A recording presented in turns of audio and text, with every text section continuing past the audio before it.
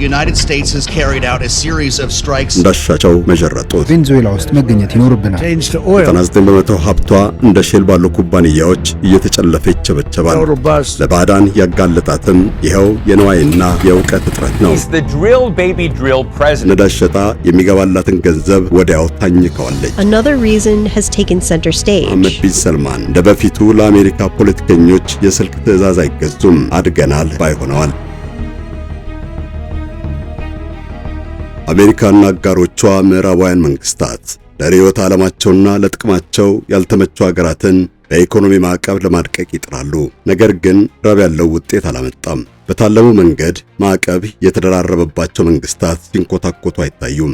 ደቡብ አሜሪካዊቷ ሀገር ቬኔዙዌላ ነዳጅ ለዓለም ገበያ በይፋ እንዳታቀርብ ከተከለከለች ዓመታት ተቆጥረዋል።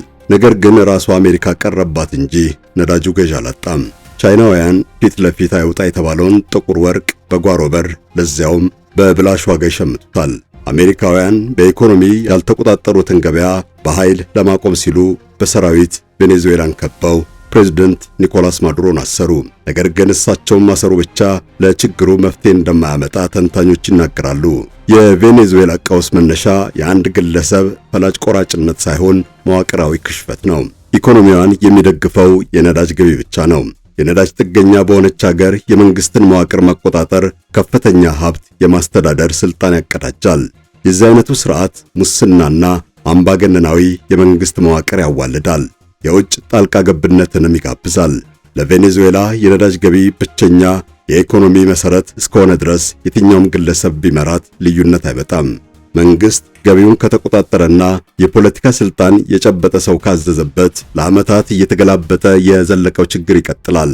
ዛሬ ዲሞክራሲያዊ መንግስት ሊመሰረትላት ይችላል። ለዕለት ተዕለት ሥራ የሚያስፈልገው ገንዘብ ምንጭ ነዳጅ ብቻ ከሆነ ለውጥ የለም። በተለይ የሌሎች አካላት ጫና ካለና የገቢ ውጣ ውረድ ከተደጋገመ ጣልቃ ገብነትና ሙስና ስለሚከተለው ዕጣ ፈንታው ከማዱሮ መንግስት አይለይም። በቬኔዙዌላ መንበረ መንግስት ላይ የተቀመጡ መሪዎች ሁሉ በዚሁ መንገድ ተጉዘዋል።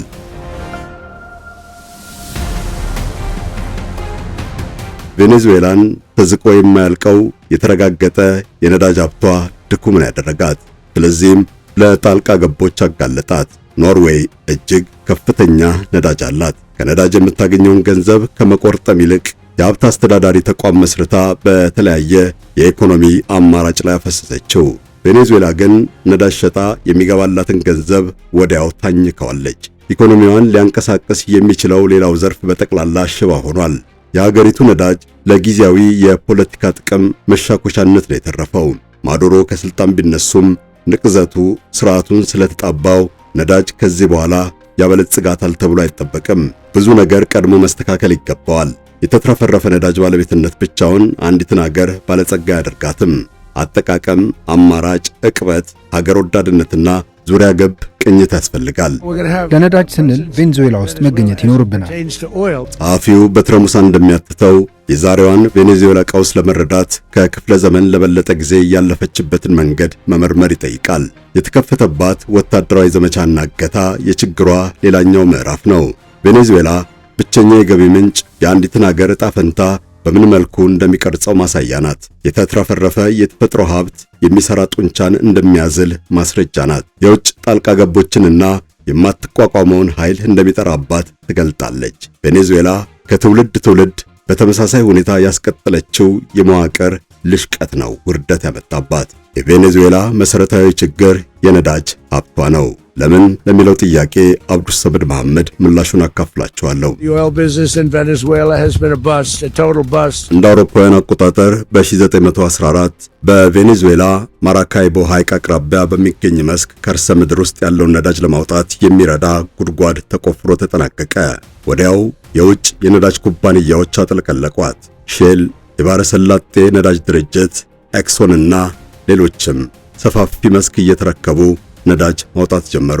በ1928 ከዓለም ቀዳሚ ነዳጅ አቅራቢ ሀገራት ተርታ ገባች። 137 ሚሊዮን በርሜል ነው በየዓመቱ የተዛቀባት። ከአሜሪካ በቀር የሚበልጣት አልነበረም። ቬኔዙዌላ 15 ዓመት ባልሞላ ጊዜ ውስጥ ተፈላጊነቷ አደገ። በ1940 ዓመታዊ አቅርቦቷ 27 ሚሊዮን ቶን ደረሰላት። እንዳውም በሁለተኛው የዓለም ጦርነት ወቅት ከጀርመን አንጻር ለተሰለፉ ሀገራት በመሸጧ አቅርቦቷን በ42 በመቶ ነው ያሳደገችው። በምዕራባዊ ግዛቷ የኦሬኖጎ መቀነት በተባለ ቀጠና በብዛቱ ተወዳዳሪ የሌለው ክምችት መገኘቱ ደግሞ የሀገሪቱን መልክ ቀየረው። ከ900 ቢሊዮን እስከ 1.4 ትሪሊዮን በርሜል የተገመተ የከባድ ነዳጅ ድፍድፍ ክምችት ነው። የዓለምን 18 በመቶ ይሸፍናል። የቬኔዙዌላ ነዳጅ ብዛት ከሳዑዲ አረቢያ፣ ሩሲያም ሆነ አሜሪካ ይበልጣል። ነገር ግን ወፍራምና በድኝ ማዕድን የጠገበ መሆኑ በቀላሉ ተመጥቶ እንዳይወጣ አደረገው። ማጣራቱ ራሱ ከፍተኛ ወጪ ይጠይቃል። የኦሬኖጎን ነዳጅ ለማውጣት የሚያስፈልገው መሰረተ ልማትም ሰፊ መሆን ይገባዋል። ቬኔዙዌላ የውጭ ገንዘብ ጥበብና ባለሙያ ካላገኘች ነዳጁን ወደ ጸጋ መቀየር አትችልም። ለባዕዳን ያጋለጣትም ይኸው የንዋይና የእውቀት እጥረት ነው።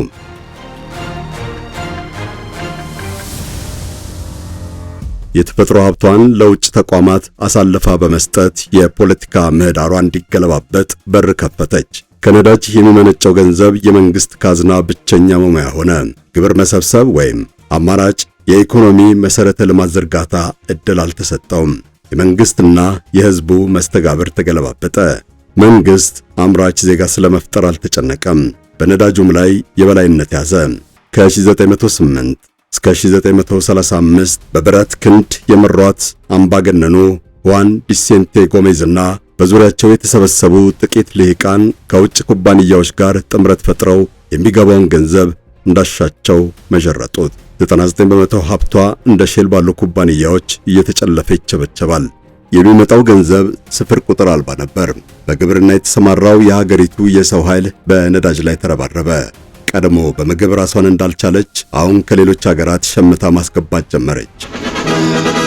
Here in Venezuela, a forest of oil derricks grows from the water of Lake Maracaibo. ቬኔዙዌላ በሁለተኛው የዓለም ጦርነት ወቅትና ከዚያ ወዲህ ግዙፍ ነዳጅ አቅራቢ ሆና ዘልቃለች። በሀገሪቱ የመንግስት ስልጣን የጨበጠ ሁሉ ነዳጁን ይቆጣጠራል። ነዳጁን የያዘ መንግስት መሆን ይችላል። የመንግስት ስልጣን በነዳጅ ዙሪያ ተከማቸ። ይህም ለ80 ዓመታት የፖለቲካ ምህዳሯን ሲበይን ቆይቷል። በ1960 የነዳጅ ላኪ ሀገራት ድርጅት ኦፔክ እንዲመሰረት የቆሰቆሰችው ቬኔዙዌላ ናት። የነዳጅ ሚኒስትሩ ሁዋን ፓብሎ ፔሬስ አልፎንሶ የነዳጅ ዋጋ አነስተኛ መሆኑ እጅግ እንዳሳሰባቸው ጠቀሱ። ስለዚህም ከሌሎች አቅራቢ ሀገራት ጋር በመቀናጀት የዓለምን ገበያ መምራት የሚቻልበት መላ እንዲፈጠር ጠየቁ። ሐሳቡን ያመነጩት ቬኔዙዌላ ተራ ላኪ ሀገር ብቻ ሆና እንዳትቀር ለማጎልበት ሲሉ ነው። ይህ ደግሞ አቅምን የማፈርጠም ስልት ነው። በ1970ዎቹ ከቬኔዙዌላ ጥቅል ገቢ 70 ከመቶውን የነዳጅ ሽያጭ አስገኝቷል። ኢኮኖሚዋ በብቸኛ የተፈጥሮ ሀብት ላይ ጥገኛ ሆኗል። በ1973ቱ የኃይል ቀውስ ወቅት የነዳጅ ዋጋ ሲወደድ ቬኔዙዌላ ተጠቅማለች። የቬኔዙዌላ መንግስት ነፋስ አመጣሹን ገንዘብ እንደ ልብ ረጨው። የመሰረተ ልማት አውታር ዝርጋታ፣ የማህበረሰብ ድጋፍ መርሃ ግብርና ድጎማ እየተባለ ወጣ። የሀገሪቱ ኢኮኖሚ ዘዋሪ መንግስት ብቻ ሆነ። የነዳጅን ገቢ በቅጥርና በህዝባዊ አገልግሎት ስም ለማሰራጨት ሞከረ። ያኔም መዋቅራዊ ዝንፈት ተፈጠረ። የነዳጅ ዋጋ ሲንር መንግስት በነጻነት ያወጣል። ገበያው ሲቀዘቅዝ ደግሞ ስርዓታዊ ውድቀት ይከተላል። የቬኔዙዌላ መንግስት ገንዘቡን በሌላ ዘላቂ የኢንዱስትሪ ልማት ላይ ባለማዋሉና የግብር መሰብሰቢያ መንገድ ባለመፍጠሩ ነገሮች ይተራመሳሉ። የተትረፈረፈው ሀብት የኢኮኖሚን ጥገኝነት ካመጣ ሌላው የሥራ መስክ ይረሳል። ሀብቱ ፈላጊ ሲያጣ መንግስት ሊቆጣጠረው የማይችል ምስቅልቅል ውስጥ ይዘፈቃል። ሙስናም ይገነግናል። መንግስት በቢሊዮን ዶላር የሚቆጠር ገቢ የሚያመነጭ ሀብት ከተቆጣጠረ አብዝቶ በይ ይሰገሰጋል። በምርጫ ቢሰየም ወይም በጉልበት ቢነጥቅ የተለየ ባህሪ አያሳይም። ነዳጅ የቬኔዙዌላን መንግስት ከመደገፍ ይልቅ መገለጫው ነው የሆነው።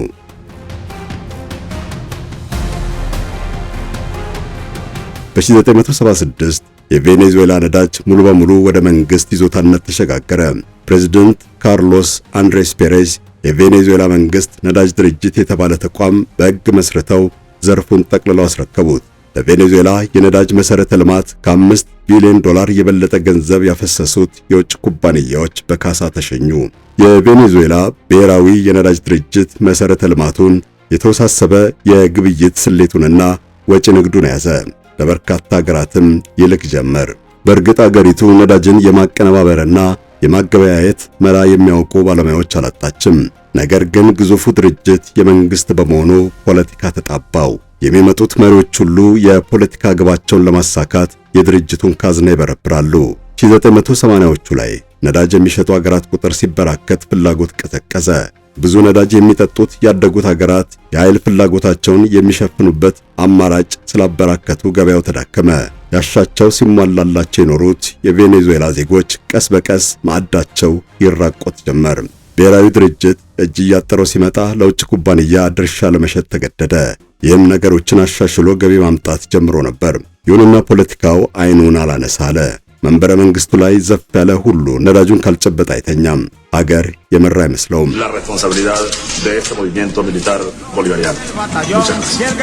ሁጎ ቻቬዝ ርዕሰ ብሔርነቱን ሲረከቡ የቦሊቫር ንቅናቄ ያሉትን ለውጥ አቀጣጠሉ። ከነዳጅ የሚገኘውን ገቢ ድሆች ለሚደጎሙበት ማህበራዊ አገልግሎት እንዲውል ወሰኑ። የብሔራዊ ድርጅት አሰራር እንዲስተካከል ቢያዙ የሥራ መሪዎቹ አልተቀበሏቸውም። ስለዚህ ሁሉንም አባረሯቸው። በዚያው ሰሞን ተቃውሞ በመላ ሀገሪቱ ተነስቶባቸው ነበር። ከድርጅቱ ሰራተኞች መካከልም በተቃውሞው የተሰለፉ ታይተዋል። ቻቬዝ ተቀይመው 18000 ያክል ሰራተኞችን አባረሩ። አብዛኞቹ መሐንዲሶች፣ የከርሰ ምድር ጥናት አዋቂዎችና ልዩ የቴክኒክ ባለሙያዎች ናቸው። የተተኩት ደግሞ ስለ ነዳጅ በቅጡ ባላወቁ የፖለቲካ ታማኞች ነው። በአንድ ወቅት ከዓለማችን የነዳጅ ኩባንያዎች ጋር በጥሩ ብልሃት ይወዳደር የነበረውን ድርጅት አኮላሹት። ከባለሙያ ይልቅ ለፖለቲካው ማደር ትኩረት ተሰጠው። የድርጅቱ አብዛኛው ገቢ በማህበረሰብ አቀፍ የድጋፍ መርሃ ግብር መሰረት ለቤት ግንባታ፣ ለጤና ማዕከላት ማስፋፊያና ለምግብ ድጎማ ይውላል። ፍሰቱ መደበኛውን የበጀት ድልደላ ስርዓት የተከተለ አይደለም። ገቢ ከፍ ሲል ወጪ ይጨምራል። ገቢ ሲቀንስ የሚያዝ የሚጨበጠው ይጠፋል። ብሔራዊው የነዳጅ ድርጅት መደበኛ ስራውን የሚያከናውንበት ገንዘብ ሁሉ ያጥረዋል። ቬኔዙዌላ ለገበያ የምታቀርበው ነዳጅ መጠን አሽቆለቆለ። በቀን እስከ 3 ሚሊዮን በርሜል ድፍድፍ እንዳልሸጠች አሁን ከ900,000 የበለጠ ማውጣት ተሳናት። ይህ የ70 በመቶ አቅርቦት እጥረት ያስከተለባት የኢኮኖሚ ችግር ዋዛ አይደለም። የዋጋ ንረት፣ የምግብ እጥረትና የሕክምና አገልግሎት እጦት በረታ። ዜጎች ያለ ገደብ ከሀገራቸው ተሰደው ወጡ። የቬኔዙዌላ መንግስት ለችግር ጊዜ ብሎ ያዘጋጀው የኢኮኖሚ አማራጭ አልነበረም። ብቸኛውን የገቢ ምንጩን ወይ በአግባቡ አልመራውም። ጭፍን ፖለቲካ ነው መቀመቅ የከተተው። በዚያ ላይ የአሜሪካ የኢኮኖሚ ማዕቀብ ተጨመረበት። የአሜሪካና የቬኔዙዌላ መንግስታት ግንኙነት ከነዳጅ ጋር የተያያዘ ነው።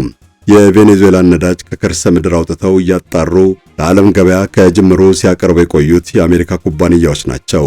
ሕግ አርቅቀዋል፣ ዋጋ ተምነዋል፣ ወደሚፈለገው አድራሻ አጓጉዘዋል። የፖለቲካ ልዩነት በተፈጠረበት አጋጣሚ ሁሉ መቻቻል ነበረ።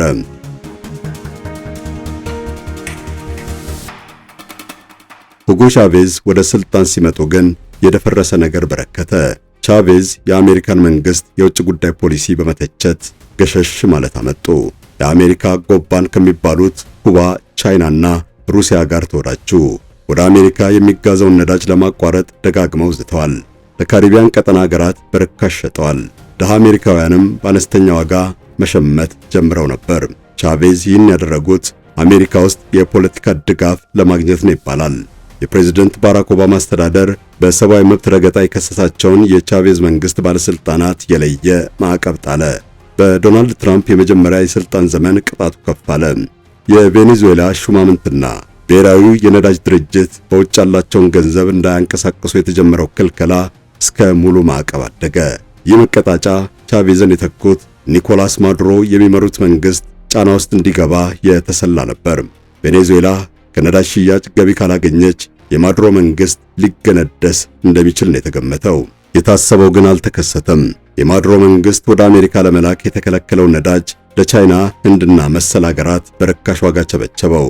ነዳጁ ማዕቀብ ስለተጣለበት አድራሻና መድረሻው በተሸፋፈነ መንገድ በድብቅ ነው የሚጓጓዘው። ቻይናውያን ለኢንዱስትሪያቸው ከፍተኛ ኃይል ስለሚፈልጉ በአነስተኛ ክፍያ የሚያገኙትን ነዳጅ ለመረከብ አይናቸውን አያሹም። አቅርቦቱ እንዳይቋረጥባቸው በማሰብም ሰፋ ያለ አማራጭ አመቻቹ። ከቬኔዙዌላ ጋር የጥቅም ትስስር ከመሰረቱም ከ20 ዓመታት በላይ ተቆጥረዋል። ከ2007 እስከ 2016 ባለው ጊዜ ውስጥ ለቬኔዙዌላ ከ60 ቢሊዮን ዶላር በላይ አበድረዋል። ይህ የዕዳ ትስስር ነው ብዙዎች ላይላዩን ተመልክተው ያደነቁት የአሜሪካ ማዱሮን የመጥለፍ ዘመቻ እንዲካሄድ ምክንያቱ።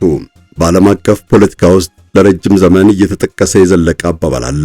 ወሳኝ የኢኮኖሚ መሰረትህን ሊያናጉ በሚችሉ ሀገራት ላይ ዘላለማዊ ክልከላ መጣል ከባድ ነው፣ አንድ ቀን ዋጋ ይከፈልበታልና። የአሜሪካ መንግስት ለ23 ዓመታት ከዚህ እውነታ ጋር መግባባት አልፈለገም። ቬኔዙዌላን በማዕቀብ አጥለቀለቃት፣ ሀብት ንብረቷን አሸገባት፣ መሪ ሊቀይርላት ሞከረ፣ ተቃዋሚ ቡድኖችን አደራጀ። ወታደራዊ ዘመቻው የመጨረሻ አማራጭ ሆነና ተፈጸመ። ኒኮላስ ማዱሮ ከጥቂት ሳምንታት በፊት ከቻይና መሪዎች ጋር የ18 ቢሊዮን ዶላር የኃይል ልማት ስምምነት ተፈራርመው ነበር። የአሜሪካ ብሔራዊ የደህንነት አማካሪ ጃክ ሱሊቫን ከሁለት ቀናት በኋላ ከቬኔዙዌላ መሪዎች ጋር ለመደራደር ጠየቁ። ያለምንም አይነት ማስፈራሪያ ሀገራቸው የቬኔዙዌላን ነዳጅ የምትጠቀምበት መንገድ እንዲመቻች ማግባባት ነበር ውጥናቸው። አሜሪካ ከፍተኛ ነዳጅ አውጪ ሀገር በመሆኗ ከላቲን አሜሪካና ከመካከለኛው ምስራቅ ባይቀርብላትም እንደማትቸገር ተደጋግሞ ይነገራል። ይህ በከፊል እውነት ሊሆን ይችላል። በዓለም ፖለቲካ ከፊል እውነት ሲቀመር ሙሉ ለሙሉ ሐሰት የሚል ውጤት ይሰጣል።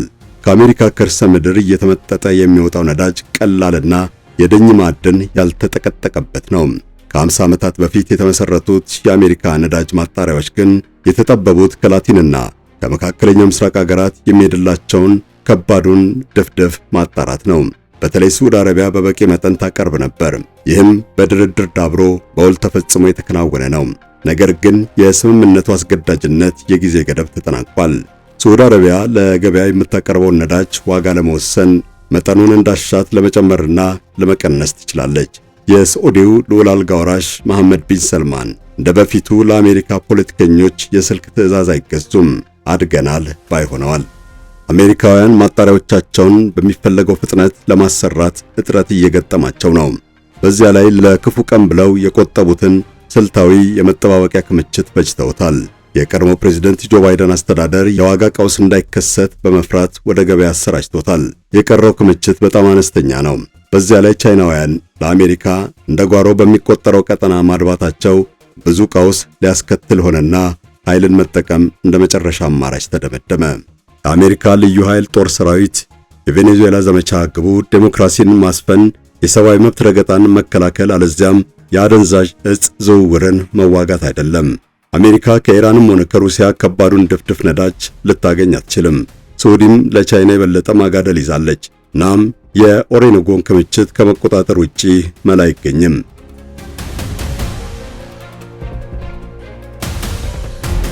ቬኔዙዌላ ከሁሉም የበለጠ ክምችት በከርሰ ምድሯ ብትይዝም የማውጣት አቅሟ ደካማ ነው።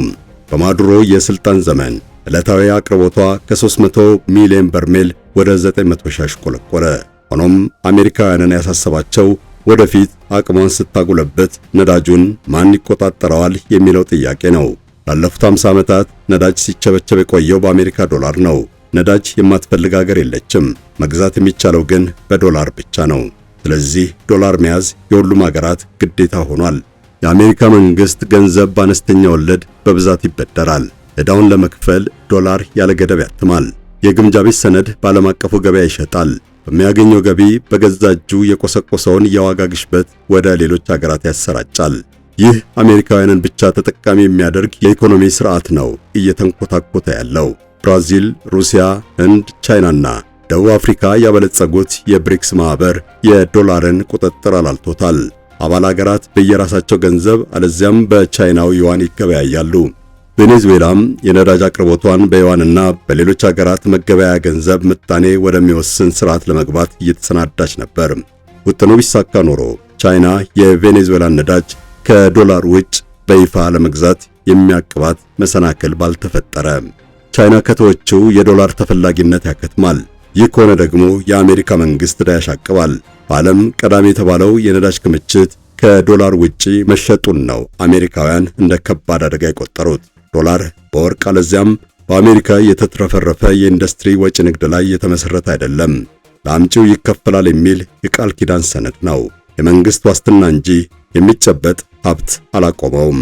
ከ50 ዓመት በፊት ከሳዑዲ አረቢያ ጋር የተፈረመው የነዳጅ ሽያጭ ስምምነት ነው ለዶላር በዓለም መድረክ ሞገስ ያጎናጸፈው። እያንዳንዱ መንግስት ዶላርን የመፈለግ ግዴታ ወደቀበት። የሳዑዲና አሜሪካ የዶላር ነዳጅ ጥምረት ስምምነት በ2024 አጋማሽ ላይ አክትሟል። ሳዑዲ ውሉን ስላላራዘመች ለቻይና መንግስት በዩዋን ትሸጣለች። ቻይናውያን የሳዑዲ ቁጥር 1 ደንበኛ ናቸው። የተባበረችው አረብ ኤምሬት በ2024 ለቻይና በዩዋን የሸጠችው ነዳጅ ተመን 138 ቢሊዮን ዶላር ይደርሳል። ሩሲያ፣ ህንድ፣ ኢራንና ሌሎችም ሀገራት ዶላርን ተወት እያደረጉት ነው። ዶላር የዓለም የመገበያያ ገንዘብነቱ ከ71 በመቶ ወደ 58 በመቶ ዝቅ ብሏል። የአሜሪካ ግምጃ ቤት ሰነድ ሽያጭ በየዓመቱ በ350 ቢሊዮን ዶላር ይቀንሳል። ቻይና ከላቲን አሜሪካ ሀገራት ጋር ያላት የኢኮኖሚ ትስስር ተጠናክሯል። ከ20 ዓመታት በፊት የላቲን አሜሪካ ሀገሮች ከቻይና የሚያስገቡት ዕቃ ከ2 በመቶ አይበልጥም ነበር። በየዓመቱ በ30 በመቶ እያደገ ዛሬ ከግማሽ ትሪሊዮን ዶላር በልጧል።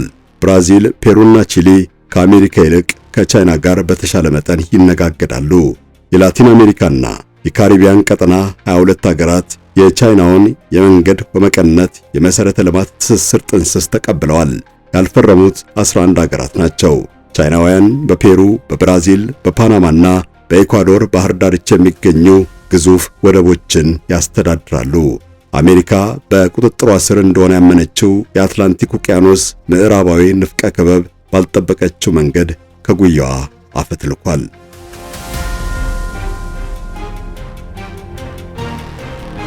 ቬኔዙዌላ በቻይናውያን ሙያዊ ድጋፍና በሩሲያ የገንዘብ ድጎማ ለገበያ የምታቀርበውን ነዳጅ መጠን በ18 ወራት ውስጥ ወደ 1.4 ሚሊዮን በርሜል ለማሳደግ አቅዳ ነበር። በነገራችን ላይ የቬኔዙዌላ መንግስት በወደፊት የነዳጅ ሽያጭ የሚካካስ ከፍተኛ ገንዘብ ነው ከሁለቱ ሀገራት የተበደረው። አሜሪካውያን ደግሞ ከዚህ ወጥመድ ሊያወጡት በክልከላ፣ በውስጥ አመጽ፣ በዲፕሎማሲ ጫናና በማታለል ጭምር ብዙ ሞክረው አልተሳካላቸውም። የቬኔዙዌላ ነዳጅ ቻይና በመሰረተችው የድንበር ተሻጋሪ የክፍያ ስርዓት ውስጥ ለመካተት የበለጠ ተጠጋ። ይህ ስርዓት በወርቅ ክምችት የሚለካ መገበያያ ባላቸው ሀገራት ገንዘብ የቬኔዙዌላ ነዳጅ የሚሸጥበትን ዕድል ያመቻቻል። የዚህ ዕቅድ ስምረት መንግስታት ከአሜሪካ የክፍያ መንገድ ውጪ የተፈጥሮ ሀብታቸውን በዓለም ገበያ እንዲሸጡ ያነሳሳቸዋል። ይህም ለአሜሪካ ሕልውና አደጋ በመሆኑ ነው የማዱሮ አስተዳደር በኃይል እንዲወጋ የተደረገው። የአሜሪካ ልዩ ኃይል ካራካስ ድረስ በሮ ኒኮላስ ማዱሮን አግቶ የወጣበት ዘመቻ እጅግ አስደናቂ ነበር። ራሳቸው ፕሬዝዳንት ዶናልድ ትራምፕ ተልእኮ የተፈጸመበትን እያንዳንዱን መንገድ በማራላጎ ቅንጡ መዝናኛቸው በቀጥታ በቪዲዮ ተከታትለው ተደምመውበታል። የወታደሮቻቸውን ብቃትም በአደባባይ አወድሰዋል። ይህስ ሲሆን ለቀጣዩ ምን ታሰበ? We're going to have our very large United States oil companies go in. ፕሬዝዳንት ትራምፕ የአሜሪካ ኩባንያዎች የቬኔዙዌላን የነዳጅ መሠረተ ልማት እንደሚያድሱ አሳወቁ። ነዳጁንም በዓለም ገበያ ላይ ሸጠው ገንዘቡን ለመንግስታቸው እንደሚያስገቡ ተናገሩ። ነገር ግን ይህ እንዴት ሊሆን ይችላል? ማዱሮን ማሰር ሳዳም ሁሴንን ከኢራቅ፣ ኮሎኔል ሙአመር ጋዳፊን ከሊቢያ መንበረ መንግስት እንደ መንቀል ቀላል አይደለም። የሳዳምና ጋዳፊ መንግስታት ሙሉ አስተዳደራዊ መዋቅራቸው በብቸኛ አምባገነን መሪ ላይ የተጣበቁ ነበሩ። ኒኮላስ ማዱሮን ወደ ስልጣን ያመጣው የጦር መኳንንት፣ የደህንነት ኃላፊዎች፣ ዳኞችና የታጠቁ ማህበረሰባዊ ቡድኖች ሊቃነ መንበር በተጣመሩበት የእዝ ሰንሰለት አማካይነት ነው። ይህ ሰንሰለት ከምግብ አቅርቦት እስከ ወደብ አስተዳደር ያለውን እንቅስቃሴ ይቆጣጠራል። የቬኔዙዌላ ሹማምንትና የጦር አዛዦች አልተነኩም። ከሌሎች ሀገራት በተለየ ሁኔታ የጀነራል ማዕረግ ያላቸው መኮንኖች ምጣኔ ከሰራዊቷ አንጻር ከፍተኛ ነው። የጦሩ 20 በመቶ አባላት ጀነራሎች ናቸው። እያንዳንዱ ጀነራል የሚቆጣጠረው ሀብት ይኖራል። ወደቦችን ይዘዋል። የማዕድን ማውጫ መስኮች ባለቤት ናቸው። ነዳጅ የሚጫንለትን መዳረሻ ይወስናሉ። የቬኔዙዌላ ጦር አገር ከመጠበቅ ይልቅ ኢኮኖሚውን በመጨበጥ ላይ የተመሰረተ ነው። ማዱሮ ቢሄዱ ምክትላቸው ተተክተዋል። ነዳጁን ልቀቅ ቢባል የጦሩ አጸፋ ምን ይሆናል? የሌሎች ሀገራት መንግስታትስ ለተመሳሳይ ዕጣ ፈንታ ያደረጉት ዝግጅት ምን ይመስላል? የተፈጥሮ ውድ ሀብታቸውን በዶላር ካልሸጡ የአሜሪካ ዱላ ሊያርፍባቸው እንደሚችል ይጠረጥራሉ። ይህ ስጋት ደግሞ ለአሜሪካ ታዛዥ ሆነው እንዲቀጥሉ የሚያደርጋቸው አይደለም። እንደውም ሊገፋቸው ይችላል። ራሳቸውን የሚያደኑበትን መላ ነው የሚቀምሩት። በ2024 በሩሲያ ካዛን በተካሄደው የብሪክስ አባል ሀገራት ጉባኤ ፕሬዝዳንት ቭላዲሚር ፑቲን ያበሰሩት ነገር አለ። ብሪክስ ከዶላር ነፃ የሆነ የክፍያ መልእክት መለዋወጫ አሰራር እየዘረጋ ነው። ብራዚል የግብርና ወጪ ንግዷን ሞክራበታለች። ደቡብ አፍሪካም አልማዝ ልታሻሽጥበት ተዘጋጅታለች። ሩሲያና ኢራን የጦር መሳሪያ እየተለዋወጡበት ነው። ቬኔዙዌላ ደግሞ የብሪክስ አባልነት መብት እንዲፈቀድላት በይፋ ጠይቃለች። ማህበሩ ከተቀበላት ነዳጇን ከአሜሪካ እይታ ውጭ ትቸበችበዋለች። አሜሪካን ያገለለ አዲስ የግብይት መዋቅር እየተንሰራፋ ነው።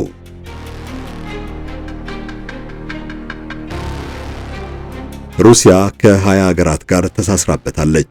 ቻይና በምትመራው ድንበር ዘለል የክፍያ መንገድ 109 ሀገራትን አካታ 436 ቢሊዮን ዶላር የሚሰላ ዕለታዊ ግብይት ታካሂድበታለች። ብሪክስ በ2023 ኢትዮጵያ፣ ሳዑዲ አረቢያ፣ የተባበረችው አረብ ኤምሬት፣ ኢራንና ግብፅን አባል አድርጓል። ብሪክስ ውስጥ 45 በመቶ የዓለም ሕዝብ ተጠቃልሏል። 72 በመቶ የምድራችን የተረጋገጠ የነዳጅ ሀብት ክምችት በእጁ ይገኛል። መንግስታት በዶላር መገበያየት ይመቻቸዋል። ከቅለቱ ባለፈ አይዋዥቅም። በቅጡ የተዘረጋ የአሰራር ስርዓት አለው። ከሌሎች ጋር በቀላሉ ይናበቡበታል።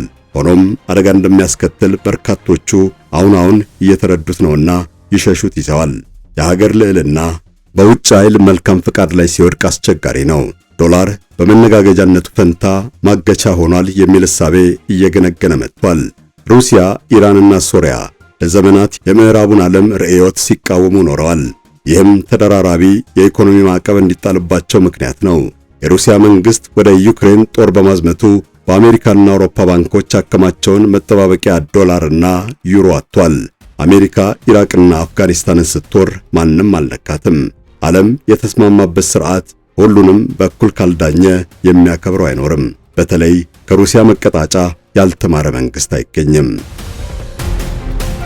አበቃን። ፈጣሪ ሀገራችንንና ዓለማችንን ሰላም ያድርግልን። አሜን።